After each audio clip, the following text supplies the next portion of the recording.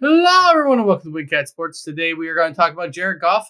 Apparently, right, the Lions have been in more extension talks with him, and it seems likely the Lions might extend him compared to what we probably were hearing earlier in the season, knowing that they might. It seems like it's more of a possibility now than it was at the beginning of the year. He has slowly become the face of this team and the leader of this team. And he does it in a very, I don't know, nonchalant but strong way. He is very confident. Um, it would be a good signing for the right money and the right length. I mean, you can't deny what he's meant to this team. Pretty much since the end of his first season, people were wanting to get rid of him. And it was hard. It took him a while, and that's only that it should have taken a while. We Yep. shouldn't have gotten on him so much. So after about close to the end of the first year, he started showing us what he can do. And second year, he came on toward the middle of the season. Even in the beginning when we were losing, he looked good. Yeah. And he's looked better and better and better and better. And it has shown what Holmes originally said, that he wasn't just a throw in, Yep. that he wanted Jared Goff. And now we can kind of see why. He certainly has his shortcomings, but he has his strengths too. And he's a Super Bowl quarterback. He could lead us to the Super Bowl with the right team around him. Yeah, he does have the capabilities of being a decent quarterback in our city. I mean, he's already shown he's done good in our system. He has barely turned the ball over. He almost broke the record for it. The only question you have to have is, do you think he's going to be good enough to get you beyond the point you are now? Right? There is a lot more, right? With LA, he got them to a Super Bowl. Right. His first year in Detroit, he played 14 games, 332 completions for 494 attempts, a 67% completion percentage, and threw for 3,245 yards, uh, 19 TDs to 8 interceptions. Didn't turn the ball over that much through his first year. And looking at those stats, that first year, right, he only won what, 3 games, 2 games? Yeah, but we expected that. I mean, that was a terrible team.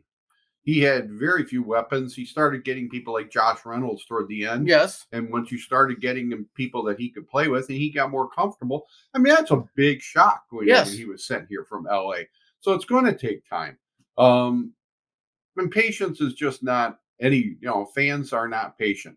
Yeah. We want to see results. We've been waiting a long time. But yeah, I think it'd be a great signing.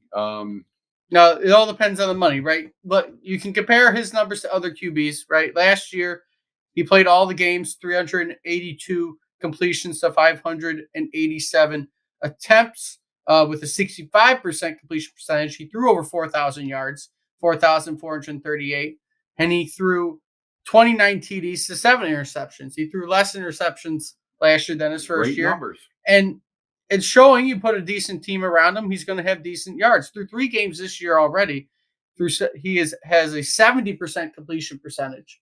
Right. He has thrown 2 interceptions to 5 TDs along with a rushing touchdown, right? And he's already almost at 1,000 yards passing. Right.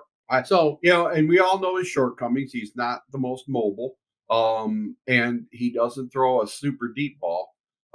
But I mean, inside of 40 yards, that pass he threw to Amon St. Brown, that was amazing on the sidelines. I mean, and he's been doing that all year long. He's been fitting that ball, zinging it in there, accuracy. And he's very accurate, I believe, inside of 30 yards, maybe even under 50. And it's just, you're not going to see the Pat Mahomes 60-yard, 70-yard bombs from him. But it's not going to happen. His best year was his worst year was the first year with us. His best year, of course, was 2018 when they went to the Super Bowl, I believe. Right. That was a year. And honestly, his numbers were not that far off from that year. That his Super Bowl year in 2018, he was 364 for 561, 65%, through 4,688 yards, had 32 touchdowns to 12 interceptions. And right? what did he have? He had a great running game, a great offensive line, great weapons to throw to. And he only threw 200 yards less and had 3 less touchdowns, but 5 less interceptions last year. He had a really good year last year, and Right. that was what got him his contract. So Right. if And you're I'm going to say he's due his money for how he played, right, and he's continuing it this year, he deserves the contract. Now, how much money really is the question? Are you willing to give him? well, it's like the old movie line, deserve has nothing to do with it. We give him the money because he gives us our best chance to win a Super Bowl. Whether that translates to deserve to you is great. But, there is no charity here. I mean, if we sign Jared Goff, it's because he's going to be our quarterback for the next 3 or 4 years, not Hendon Hooker. Yes. So those people who want Hendon Hooker to take over in a year or two, if we sign Goff, that ain't happening. Um, and that's always the thing. That's why we got Hendon Hooker. Wanted to see what Goff is going to look like this year. So far, he's looked great. Yep. Um, and Hooker we was might be getting rid of Hooker Yep. after the end of the year. Hooker was your contingency plan. If Goff wasn't playing well this year, then Hooker's next in line. He's playing well. I expect out of a contract, unless he's going to take his own little pay cut to help the team out, I expect somewhere between 45 and 50. Right. And that would be great. I'm hoping more closer to 40. I feel like he's realistic in himself, right? He's not going to think he's the number one. He can't tie our team up so that he knows you have to put a team around Jared He Goff. also knows, like, I think he's realistic in himself. He's not going to demand Patrick Mahomes' money. I hope not. He's going to go probably between that 40 and 50, probably more leaning in between 45 and 50. And I would say you probably sign him for 3 years. And you look at what teams are doing and how many teams have gotten, kind of screwed. Cincinnati with Burrow so far, that's not looking like a good deal. Certainly Russell Wilson in Denver. You got to be smart about this. And Goff does not look like that. Goff looks like a bona fide, and you know what you have. So you know how to build your team around this guy. If you have Jared Goff as your quarterback, you're going to have to put a line in front of him. Yep. His strength is his accuracy inside of 40 yards and play action. He does really good off play action. He is very smart. He makes the right decision the vast majority of time. You just got to. I don't know. I'd be happy. I'd be very happy. I think the best hope for the Lions is he decides to say, "Yeah, I won't take as much money. I'll take between 30 and 35. Build that old line in front of me of the guys you have. Keep the wide receivers that we have, and try to keep as much." That'd be a pipe dream. But I don't think see him taking that. I don't think he'll do that. But 40, maybe he'll take 40. He might do 40. And you know what? Like I said, this is something at Detroit we're not used to. We're not going to get married to these people. You're going to see them letting guys go and replacing them left and right because of the money. You have to get value for your players. So, which, like I was mentioning, comes down to the big question to every single Lions fan: are you going to be committed to him if he wins more than one playoff game? Are you going to want him to be a Lion for life just because he wins you more than one playoff game? I don't think this regime will do that. But I'm saying the fans. I'm not saying the regime. The fans can want it all they want. I'm saying, will the fans demand that he stays? You have to be cost effective. And that is something the Lions have never, ever been until this regime. We are being smart with our cap. You have to be. And the only reason to pay Jared Goff is because you think he is going to be good for the next 3-4 years, and he's going to be your quarterback for those 3 or 4 years. And, that's great. Go ahead, do it. Yep. I'm happy if they do that. I'm also happy if they decide, hey, we think Hendon Hooker's a cheaper alternative, and he'll do the same thing. I'm going to leave that up to Brad Holmes. He seems to know what he's doing.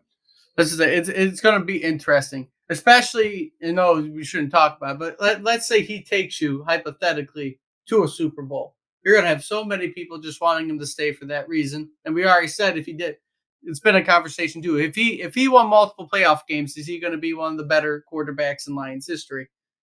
because he won multiple playoffs, just because he won multiple. Certainly. I don't You think put his he's name in been that here such a conversation. short time. He certainly, I mean, since the late '50s, sure, he's been the best quarterback we've probably had. He might even surpass. Lots of people think Matt Stafford was. Well, stat wise, he was. But Jared Goff, if he brings us a Super Bowl, if he brings us playoff success, that's all that matters. One thing Matthew Stafford couldn't do was win the playoff game, despite the refs screwing you over every now and then. And I don't necessarily blame Matthew Stafford for all that. I don't think Matthew Stafford never played under a regime like this, never had this kind. He had maybe one or two teams that were close to this talented. So I mean, I don't blame him for that. Obviously, he won a Super Bowl when you sent him to the Rams, so he's good enough to do that if you put the right team around him. I'd like to see him come back and back up Jared Goff. It's not going to happen. I think he should. We should just play him. He should enjoy his, last few years and maybe come in every now and then when Jared's hurt. Wouldn't that be awesome? I don't think it'll happen. You take it, you say, hey, look what, you're not the quarterback you used to be, but you're you still can, produce a game here, a game there. Take $2 million, sit on the bench and be happy. I think he'd just retire. I would do that in a second. But that's the thing. Like with Goff, right? If he does win you something, and then I could go into the trade talk. You believe LA has won the trade just because they got what they wanted out of it. They got their Super Bowl. I think we've won the trade too. But if we end up making the playoffs and winning playoff games and even going to a Super Bowl, Jared Goff, that just changes the whole entire aspect of who won the trade. Because on top of you get first round draft picks. You got a QB who helped change the culture, change everything here. It's a combination and lead you into a winning ways that you're not used to for the Lions. He was a piece because I tell you what, that culture's been changed from Sheila to Brad Holmes to Dan Campbell to Ben Johnson, all the way down to the players. It's been an organizational change. It's not just the culture is much different, and that's coming from a same old Lions fan. Because I still, like I said, until they win a playoff game, I'm not going to be a total believer. I'm going to cheer for them, but I'm not going to be totally bought in. We'll see. Yeah, it's going to be an interesting rest of the year, especially if the contract extensions happen. If he does sign during the year, I expect sometime during the bye week. But I don't think any extension will actually happen until after the year's done, after we see what happens. If you go into the bye week with a really good record, it probably will happen. But I don't expect anything later on. With that being said, though. The wings are coming on. We're going to go watch. Yes, the wings are coming on. But that being said, right, if you like what you see, like, comment, subscribe, right, share the video. Until next time, hope to see everybody soon.